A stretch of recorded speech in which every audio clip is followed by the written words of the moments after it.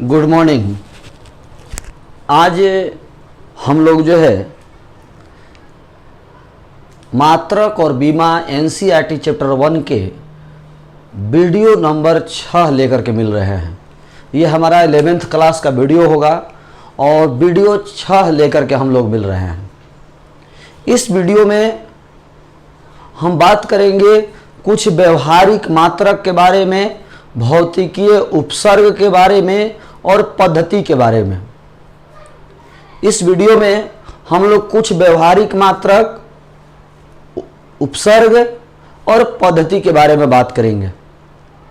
बहादुर, व्यवहारिक मात्रक वह मात्रक है जो व्यवहार में लाए जाते हैं। वे मात्रक जो व्यवहार में लाए जाते हैं, इस्तेमाल में लाए जाते हैं, वे व्यवहारिक मात्रक हैं। ऐसे मात्रक जो हम व्यवहार में लाते हैं, जिनको हम व्यवहार में लाते हैं, जिनको हम उपयोग में लाते हैं, इस्तेमाल में लाते हैं, वो व्यवहारिक मात्रक कहलाते हैं। ऐसे तो हम लोग मात्रक पढ़ चुके हैं, एसआई मात्रक, मूल मात्रक, व्युत्पन्न मात्रक, संपूरक मात्रक। लेकिन व्यवहारिक मात्रक वे मात्रक है जिनको हम इस्तेमाल में लाते हैं। कोई भी मात्रक जो इस्तेमाल में लाया जाता हो वो व्यवहारिक है। प्रैक्टिकल यूनिट जो हम प्रैक्टिकल में लाते हैं, बोलचाल की भाषा में हम लोग बोलते हैं कि ये बातें जो कह रहे हैं आप थ्योरेटिकल सही है, प्रैक्टिकली पॉसिबल नहीं है। प्रैक्टिकली मतलब हम इसको इस्तेमाल नहीं कर सकते। जो आप बातें बोल रहे हैं वो सुनने में ठीक है, लेकिन हम इस्तेमाल में नहीं ला सकते, प्रैक्टिकली पॉसिबल नहीं है।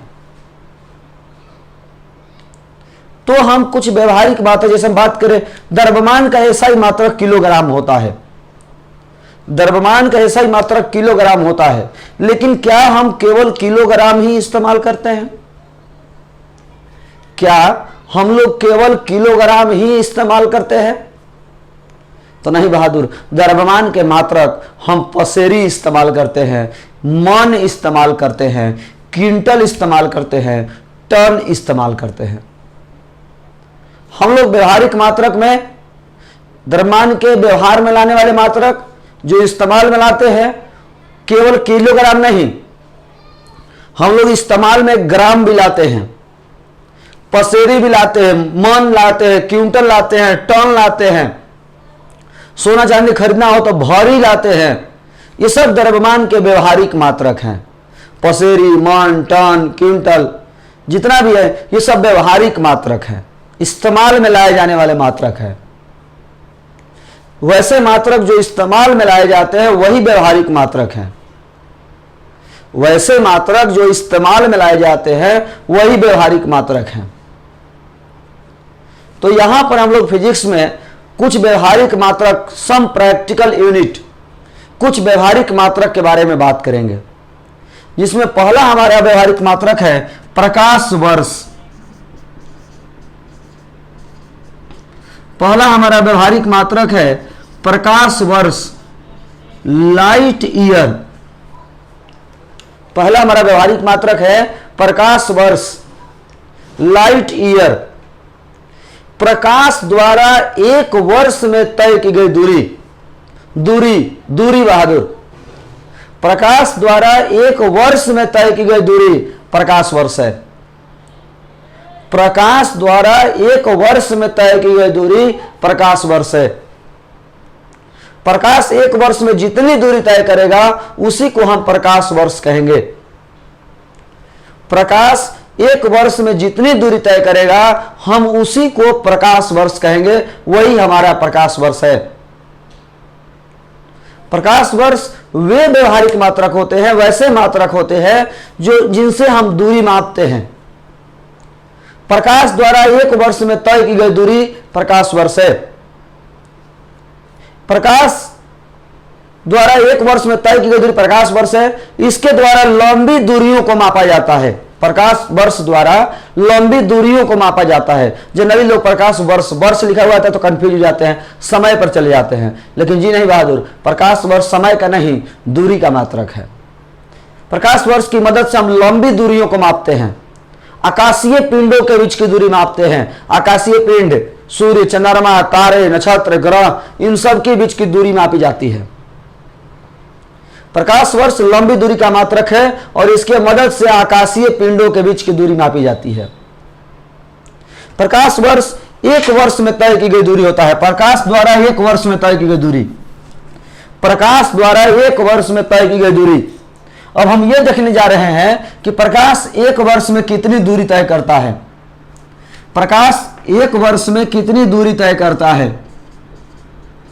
तो प्रकाश की चाल गुना एक वर्ष, प्रकाश की चाल गुना एक वर्ष, समय दिया हुआ है एक वर्ष, एक वर्ष में तय की गई दूरी।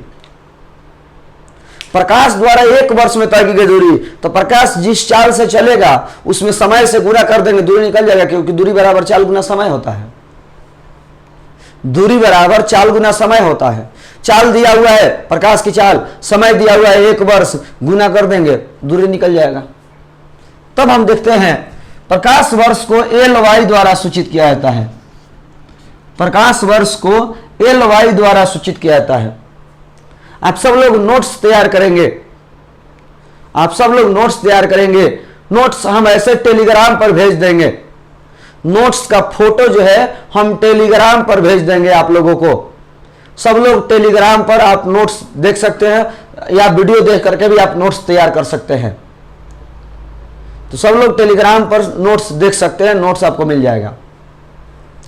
तो प्रकाश वर्ष बराबर प्रकाश की चाल गुना एक वर्ष, एक प्रकाश वर्ष बराबर प्रकाश की चाल 3 गुना 10 के पावर 8 मीटर प्रति सेकेंड गुना एक वर्ष। अब हमें एक वर्ष को सेकेंड में बदलना पड़ेगा। क्यों? क्योंकि एक सेकेंड में प्रकाश इतना दूरी तय कर रहा है, एक सेकेंड में प्रकाश इतना दूरी तय कर रहा है, इसलिए एक वर्ष को सेकेंड में बदलना जरूरी है। एक वर्ष को सेकेंड में बदलना जरूरी है। तो एक वर्ष को पहले 365 से गुना करेंगे तो दिन में बदलेगा, ये दिन में बदल गया। 365 से गुना करेंगे तो दिन में बदल जाएगा। इसके बाद 24 से गुना करेंगे तो ये घंटा में बदल जाएगा। एक वर्ष को 365 से गुना किया तो 365 दिन हुआ, और एक दिन में 24 घंटा होता है, तो 24 से गुना कर दिया तो 365 गुना 24 घंटा हो गया। और एक घंटा में 60 मिनट होता है, तो इतना घंटा में 60 से गुना कर देंगे तो मिनट हो जाएगा।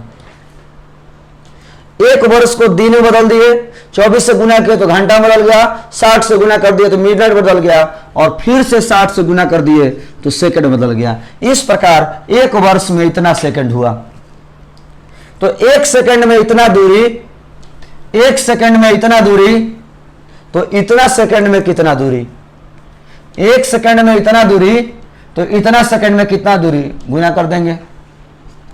एक LY बराबर गुना कीजिए 9460800 गुना 10 के पावर 8, ये इतना गुना करेंगे तो आएगा। जब हम गुना करेंगे तो इतना आने वाला है।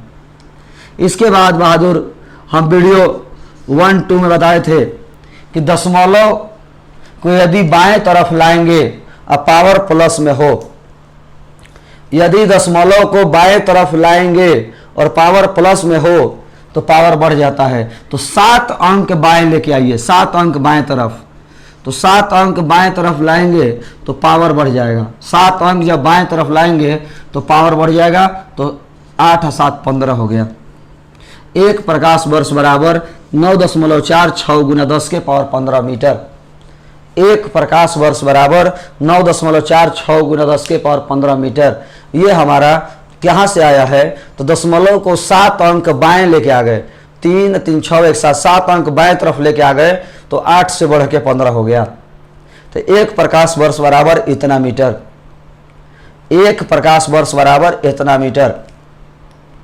ये हमारा प्रकाश वर्ष का मान हुआ। यदि कोई चीज इतना दूरी तय करता है तो हम कहेंगे कि वो प्रकाश वर्ष है, वो प्रकाश वर्ष के बराबर दूरी तय किया है। प्रकाश वर्ष सूर्य के प्रकाश द्वारा एक वर्ष में तय की गई दूरी, सूर्य के प्रकाश द्वारा एक वर्ष में तय की गई दूरी प्रकाश वर्ष है।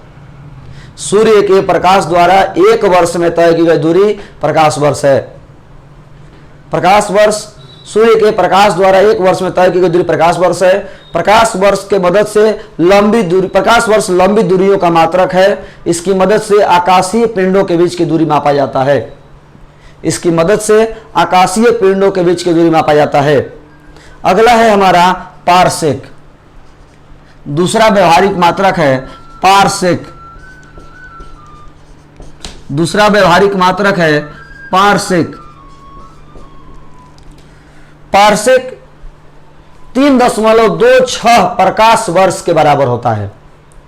पारसेक 3.26 प्रकाश वर्ष के बराबर होता है। पारसेक का जो मान है वो एक पारसेक बराबर 3.26 प्रकाश वर्ष के बराबर होता है। पारसेक जो है 3.26 प्रकाश वर्ष के बराबर होता है। पारसेक जो है 3.26 प्रकाश वर्ष के बराबर होता है। पारसेक 3.26 प्रकाश वर्ष के बराबर होता है। पारसेक लंबी दूरियों का मात्रक है।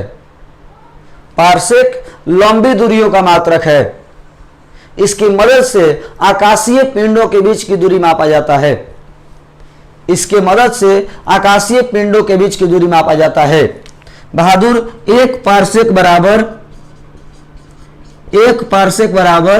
3.26 और प्रकाश वर्ष का मान 9.46 गुना 10 के पावर 15 मीटर। गुना कर दीजिए। एक पारसेक बराबर 30.8396 गुना 10 के पावर 15। 30.8396 दिया है। दशमलव को एक अंक बाएं तरफ लेके आ गए। दशमलव को एक अंक बाएं तरफ लेके आ गए तो 3.08 गुना 10 के पावर 16 मीटर। 3.08 गुना 10 के पावर 16 मीटर। एक पारसेक बराबर 3.08 गुना 10 के पावर 16 मीटर। पारसेक बराबर 3.08 गुना 10 के पावर 16 मीटर। एक पारसेक का मान इतना मीटर हो गया। एक प्रकाश वर्ष का मान इतना हो गया। प्रकाश वर्ष और पारसेक दोनों ही लंबी दूरियों के मात्रक हैं। प्रकाश वर्ष और पारसेक दोनों ही लंबी दूरियों के मात्रक हैं। इनकी मदद से आकाशीय पिंडों के बीच की दूरी मापी जाती है। इनकी मदद से आकाशीय पिंडों के बीच की दूरी मापी जाती है। नोट्स हम आप लोगों को टेलीग्राम पर भेज देंगे। नोट्स हम आप लोगों को टेलीग्राम पर भेज देंगे। आप वहां से नोट्स देख करके उतार सकते हैं। नोट्स हम टेलीग्राम पर भेज देंगे। वहां से आप नोट्स देख करके टेलीग्राम से उतार सकते हैं। नोट्स टेलीग्राम पर जिनको नहीं मिलेगा उनको बता दें, how to study by Manish sir. How to study by Manish sir, ये एक वीडियो है यूट्यूब पर। ये एक वीडियो है यूट्यूब पर। इस वीडियो को देख लीजिएगा तो समझ में आ जाएगा कि टेलीग्राम पर नोट्स कैसे मिलेगा। इस वीडियो को देख लीजिएगा तो समझ में आ जाएगा कि टेलीग्राम पर नोट्स कैसे मिलेगा। अगला हमारा है, अभी तक हम प्रकाश वर्ष और पारसेक की बात किए। अगला हमारा है खगोलीय मात्रक। खगोलीय मात्रक, astronomical unit. Astronomical unit AU। खगोलीय मात्रक सूर्य एवं पृथ्वी के बीच की औसत दूरी को खगोलीय मात्रक कहा जाता है। सूर्य एवं पृथ्वी के बीच की औसत दूरी को खगोलीय मात्रक कहा जाता है। सूर्य और पृथ्वी के बीच की औसत दूरी कितनी है? सूर्य और पृथ्वी के बीच की औसत दूरी कितनी है, उसी को खगोलीय मात्रक कहा जाता है। खगोलीय मात्रक को AU द्वारा सूचित किया जाता है। सूर्य और पृथ्वी के बीच की औसत दूरी को खगोलीय मात्रक कहा जाता है। इसे AU द्वारा सूचित किया जाता है। सूर्य और पृथ्वी के बीच की औसत दूरी खगोलीय मात्रक है। इसे AU द्वारा सूचित किया जाता है। और एक AU बराबर, यानी सूर्य और पृथ्वी के बीच की औसत दूरी कितनी होती है, तो 1.5 गुना 10 के पावर 11 मीटर। सूर्य और पृथ्वी के बीच की इतनी ही दूरी होती है और इसी दूरी को खगोलीय मात्रक कहा जाता है। सूर्य और पृथ्वी के बीच की औसत दूरी इतना ही होता है और इसी दूरी को खगोलीय मात्रक कहा जाता है। यही हमारा खगोलीय मात्रक है। सूर्य और पृथ्वी के बीच की औसत दूरी यही हमारा, और इसी को खगोलीय मात्रक कहा जाता है। यही हमारा खगोलीय मात्रक है। सूर्य और पृथ्वी के बीच की जो औसत दूरी है उसी को खगोलीय मात्रक कहा जाता है, और ये हमारा AU खगोलीय मात्रक है। आगे बढ़ते हैं बहादुर। हम बात करें तो सूर्य के प्रकाश को पृथ्वी के सतह पर आने में लगा समय, सूर्य के प्रकाश को पृथ्वी के सतह पर, सूर्य के प्रकाश को पृथ्वी के सतह पर आने में लगा समय, सूर्य के प्रकाश को पृथ्वी के सतह पर आने में लगा समय, समय बराबर होता है दूरी बटा चाल, समय बराबर दूरी बटा चाल। सूर्य के प्रकाश को पृथ्वी के सतह पर आने में लगा समय, समय बराबर होता है दूरी बटा चाल। दूरी का मान दे दिया है इतना, सूर्य और पृथ्वी के बीच की दूरी दे दिया है इतना, सूर्य और पृथ्वी के बीच की दूरी दे दिया है इतना, और सूर्य के प्रकाश का चाल होता है इतना। सूर्य का प्रकाश इस चाल से इतनी दूरी तय कर रहा है, इस चाल से इतनी दूरी तय कर रहा है।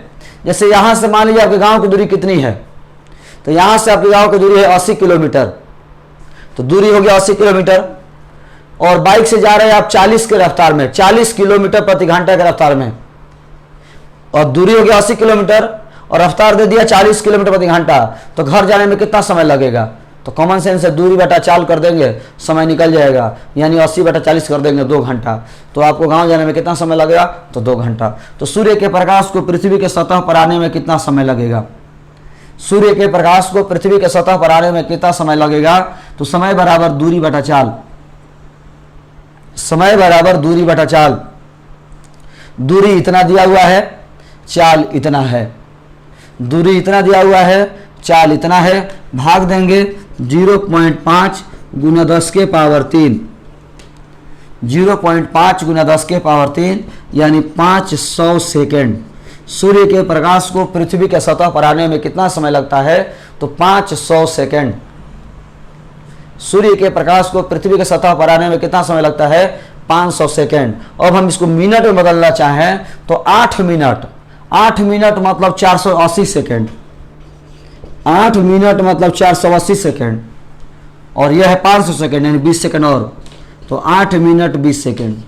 सूर्य के प्रकाश को पृथ्वी के सतह पर आने में कितना समय लगा? तो 8 मिनट 20 सेकेंड। सूर्य के प्रकाश को पृथ्वी के सतह पर आने में कितना समय लगा? तो 8 मिनट 20 सेकेंड। यह हमारा सूर्य के प्रकाश को आने में, पृथ्वी की सतह पर आने में कितना समय लगता है? तो 8 मिनट 20 सेकेंड। कहीं कहीं दे देता है कि सूर्य के प्रकाश को पृथ्वी की सतह पर आने में लगा समय कितना है, और यह ऑप्शन में नहीं रहता है। सूर्य के प्रकाश को पृथ्वी की सतह पर आने में कितना समय लगता है और यह ऑप्शन में नहीं रहता है, तो वहां पर होता है 8 मिनट 16 सेकेंड। एक्यूरेट और जाइएगा, और एक्यूरेट, तो 8 मिनट 16.67 सेकेंड। सूर्य के प्रकाश को पृथ्वी के सतह पर आने में इतना ही समय लगता है, लेकिन ज़्यादातर एग्जाम में ऑप्शन में यही रहता है, इसीलिए आप यही याद रखेंगे कि सूर्य के प्रकाश को पृथ्वी के सतह पर आने में कितना समय लगता है? तो 8 मिनट 20 सेकेंड। सूर्य के प्रकाश को पृथ्वी के सतह पर आने में कितना समय लगता है? 8 मिनट 20 सेकेंड। यह रहा हमारा खगोलीय मात्रक। खगोलीय मात्रक लंबी दूरी का मात्रक है, और इसकी मदद से आकाशीय पिंडों के बीच की दूरी मापा जाता है। खगोलीय मात्रक एक लंबी दूरी का मात्रक है, और इसकी मदद से आकाशीय पिंडों के बीच की दूरी मापा जाता है। ये रहा हमारा प्रकाश वर्ष, पारसेक और खगोलीय मात्रक। प्रकाश वर्ष, पारसेक और खगोलीय मात्रक। अब हम कुछ और भी मात्रक के बारे में बताने जा रहे हैं, ध्यान दीजिएगा। ये सब व्यवहारिक मात्रक हैं, सब व्यवहारिक मात्रक। दूरी का मात्रक मीटर होता है, लेकिन मीटर के अलावा भी कुछ मात्रक इस्तेमाल किए जाते हैं, जो कि हमने आपको बताया। इसके बाद कुछ और मात्रक है, जैसे होता है माइक्रोन। माइक्रोन, माइक्रोन का संकेत होता है म्यू एम। तो 1 माइक्रोन बराबर 10 के पावर माइनस 6 मीटर। 1 माइक्रोन बराबर 10 के पावर माइनस 6 मीटर। 1 माइक्रोन का मान 10 के पावर माइनस 6 मीटर होता है। 1 माइक्रोन का मान 10 के पावर माइनस 6 मीटर होता है। अगला है फर्मी। एक फर्मी बराबर होता है 10 के पावर -15 मीटर। एक फर्मी बराबर होता है 10 के पावर -15 मीटर। इसके बाद बात करें एंगस्ट्रम। एंगस्ट्रम, एक एंगस्ट्रम बराबर 10 के पावर -10 मीटर। एक एंगस्ट्रम बराबर 10 के पावर -10 मीटर। उसके बाद हम बात करें तो स्लग, एक स्लग बराबर 14.46 kg। एक स्लग बराबर 14.46 kg। सेक, एक सेक बराबर 10 के पावर -8 सेकेंड। अब आपसे कोई पूछ सकता है कि माइक्रोन किसका मात्रक है, तो बहादुर मीटर लगा हुआ है, इसका मतलब दूरी का मात्रक है। माइक्रोन किसका मात्रक है, तो मीटर लगा हुआ है, इसका मतलब दूरी का मात्रक है। फर्मी किसका मात्रक है, तो मीटर लगा हुआ है, मतलब दूरी का मात्रक है। एंगस्ट्रम किसका मात्रक है, तो मीटर लगा हुआ है, इसीलिए दूरी का मात्रक है। स्लग किसका मात्रक है, तो केजी लगा हुआ है, इसीलिए द्रव्यमान का मात्रक है। स्लग किसका मात्रक है, तो केजी लगा हुआ है, इसलिए द्रव्यमान का मात्रक है। और सेक किसका मात्रक है, तो सेकंड लगा हुआ है, इसलिए समय का मात्रक है। सेकंड लगा है, इसलिए समय का मात्रक है। अच्छा, 14.46 kg लिखा हुआ कहीं देखे हैं कि नहीं? 14.46 kg लिखा हुआ कहीं देखे हैं कि नहीं? तो हम आपको याद दिला दे, गैस की टंकी पर 14.46 kg ही लिखा रहता है। गैस की टंकी पर 14.46 kg ही लिखा रहता है। इस तरह से हमारा यही व्यवहारिक मात्रक है, इतना ही व्यवहारिक मात्रक है। यह हमारा व्यवहारिक मात्रक का मान है। व्यवहारिक मात्रक इतने ही हैं। अब हम कुछ और भी मात्रक के बारे में बात करेंगे। अब हम कुछ और भी मात्रक देखेंगे, सॉरी मात्रक बोल रहे हैं, पार क्या बोलते हैं उसको, उपसर्ग देखेंगे, भौतिकीय उपसर्ग। अभी हम कुछ भौतिकीय उपसर्ग के बारे में जानेंगे। उपसर्ग तो आप जानते होंगे, वह शब्द या शब्दांश जो किसी शब्द के पहले आते हैं। जो शब्दांश किसी शब्द के पहले आते हैं वह उपसर्ग है। जो शब्दांश किसी शब्द के पहले आते हैं उपसर्ग है। लेकिन भौतिकीय उपसर्ग क्या है? भौतिकीय उपसर्ग क्या है? तो वह शब्दांश जो किसी मात्रक के पहले आते हैं, वह शब्दांश जो किसी मात्रक के पहले आते हैं, वो भौतिकीय उपसर्ग है। वह शब्दांश जो किसी मात्रक के पहले आते हैं, भौतिकीय उपसर्ग है। वह शब्दांश जो किसी मात्रक के पहले आते हैं, वो भौतिकीय उपसर्ग है। वह शब्दांश जो किसी मात्रक के पहले आते हैं, भौतिकीय उपसर्ग है। भौतिकीय उपसर्ग निम्न प्रकार के हैं। जैसे हम बात करें उपसर्ग, संकेत, मान, डेसी, सेंटी, मिली, माइक्रो, नैनो, पिको, फेम्टो, अटो।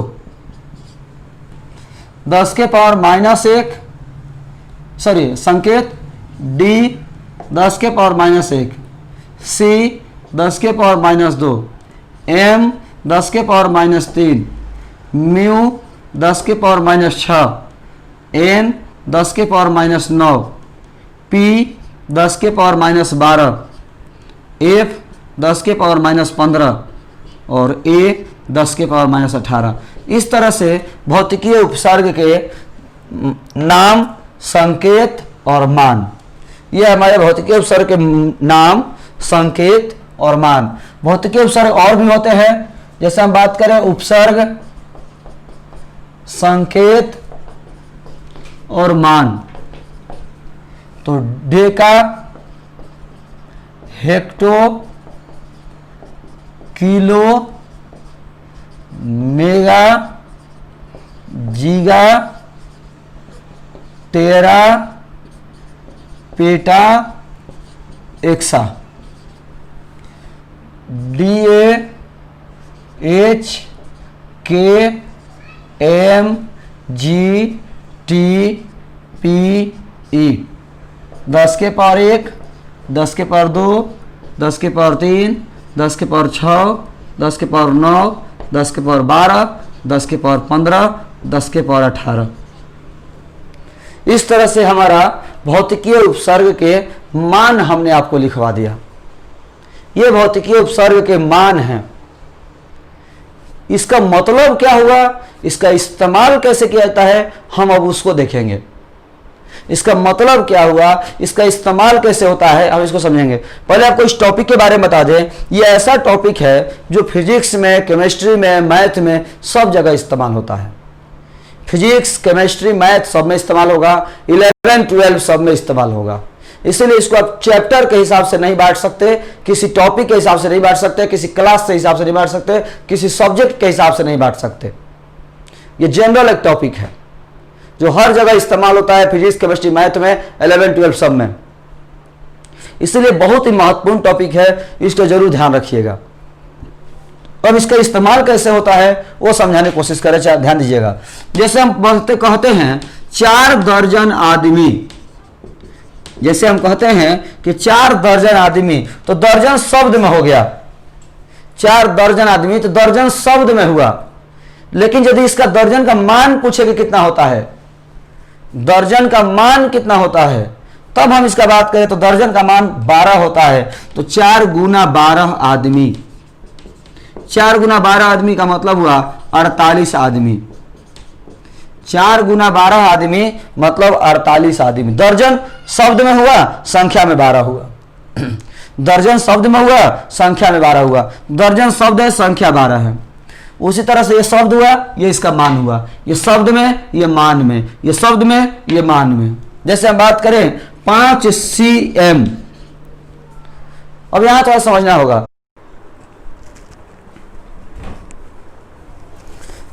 अभी हम बात करेंगे कि 5 सेंटीमीटर, जैसे कि एग्जाम्पल की हम बात कर रहे हैं कि 5 सेंटीमीटर, तो 5 सेंटीमीटर में सी कौन, सी पहले है और एम बाद में। उपसर्ग जो है मात्रक के पहले लगता है, तो उपसर्ग जो है मात्रक के पहले लगता है, तो एम के पहले सी लगा हुआ है। तो एम के पहले सी है, मतलब सी उपसर्ग है और एम मात्रक है। सी उपसर्ग है और एम मात्रक है, तो ये हो जाएगा 5 गुना 10 के पावर -2 एम। 5 गुना 10 के पावर -2, सी का मान 10 के पावर -2, तो 5 सी का मान 10 के पावर -2 और एम।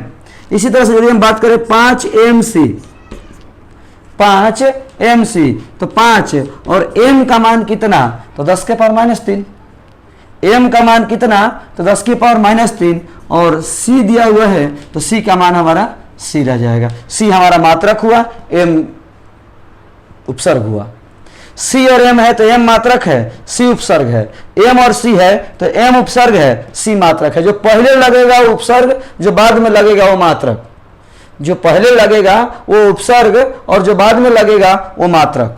इसी तरह से हम यदि बात करें 2 मिलीग्राम इक्वल टू कितना ग्राम, तो 2 मिली का 10 के पावर -3, मिली का 10 के पावर -3 और ये ग्राम। 2 mg, तो g मात्रक हुआ, m उपसर्ग हुआ, तो g के पहले m है तो m उपसर्ग हुआ और m का मान 10 के पावर -3 होता है, तो 2 गुना 10 के पावर -3g, 2 गुना 10 के पावर -3g।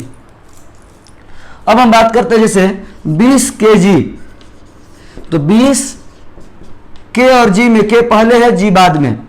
k और g में k पहले है और g बाद में, तो 20 गुना 10 के पावर 3 g, क्योंकि k उपसर्ग हुआ और k का मान 10 के पावर 3 हुआ। इस तरह से जिसका भी दिया होगा उपसर्ग, यह जरूर ध्यान रखना है कि मात्रक के जो पहले लगेगा वो उपसर्ग है। मात्रक के जो पहले लगेगा वो उपसर्ग है, और इसमें से डाटा देख करके वैल्यू रख देना है। इसी में से डाटा देख करके वैल्यू रख देना है। आप लोग जरूर इस बात को नोटिस कीजिएगा कि इसी में से डाटा देख करके वैल्यू रख देना है, हम आसानी से बदल सकते हैं। इसी तरह से एक एग्जांपल देखिएगा, जैसे एग्जांपल है 2 मिलीग्राम इक्वल टू कितना केजी। 2 मिलीग्राम इक्वल टू कितना केजी, तो 2 गुना 10 के पावर -3 जी, m का मान 10 के पावर -3 बराबर 10 के पावर 3 जी। अब बताइए कि 10 के पावर 3 में क्या जोड़े कि -3 आ जाए। LHS बराबर RHS करना होगा ना, तो 10 के पावर 3 में क्या जोड़े कि -3 आ जाए। 10 के पावर 3 में क्या जोड़े कि -3 आ जाए, तो -6। 3 में हम -6 जोड़ेंगे तो -3 आ जाएगा, यानी 2 गुना 10 के पावर -6। अब हम देखेंगे तो बराबर हो जाएगा, यानी 2 mg बराबर 2 गुना 10 के पावर -6 kg। 2 mg बराबर 2 गुना 10 के पावर -6 kg। 2 mg का जो मान है वो 2 गुना 10 के पावर -6 kg के बराबर होगा। 2 mg का जो मान है वो 2 गुना 10 के पावर -6 kg के बराबर होगा। इस तरह से हमारा टर्म तैयार हुआ। आप याद रखिएगा उपसर्ग और कैसे हम इस उपसर्ग का इस्तेमाल करते हैं। उपसर्ग हमारा क्या है, तो वह शब्दांश जो किसी मात्रक के पहले लगता है वो भौतिकीय उपसर्ग है। वह शब्दांश जो किसी मात्रक के पहले लगता है वो भौतिकीय उपसर्ग है। इसमें आप यही 5, इसमें का ये 5 और इसमें का ये 2 इस्तेमाल करना ज़्यादा होता है। इन दोनों को जरूर याद रखिएगा, इसमें ये 5 और इसमें ये 2। तो आज के इस वीडियो को हम इतना ही रहने देंगे। आज के इस वीडियो में इतना ही। धन्यवाद।